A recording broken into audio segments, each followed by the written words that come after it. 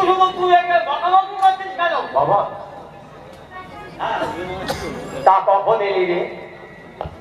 তোর নতুন বৌমনির সঙ্গে দেখা হয়েছে তো? নতুন বউ একেবারে সাক্ষাৎ লক্ষ্মীর মতো। নতুন বউকে আজকে ঠিক আমার ভাইয়ের মতো লাগছে।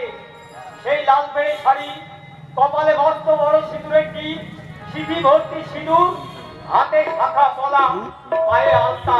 বাবা একদম লক্ষ্মীর মতো লাগছে। যা যা তুই তাড়াতাড়ি ভেতরে গিয়ে ফ্রেশ হয়ে নে।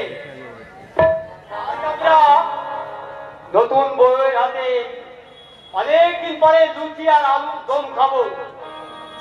বৌমা আমার খুব ভালো রান্না করে। এই বদলা বস্তা, তুই ছোট বাবুকে নিয়ে ভেতরে যা। চলুন ছোট সাহেব, আমি আপনার জল গরম করে দিই, আপনি ঝটপট চানটা ছেড়ে নেবেন। তারপর সবাই মিলে বৌমনির হাতে লুচি আলুর দম খাবো। দেবমনির হাতে জাদু আছে তাই না বলে তো? সেই স্বাদ আমার কাছে তো সেই স্বাদ লাগে। চলুন ছোট সাহেব। চল। জয় মা। মাগো, আমাদের পরিবারটার দিকে নজর রেখো মা। আমাদের পরিবারে যেন কারো নজর না লাগে।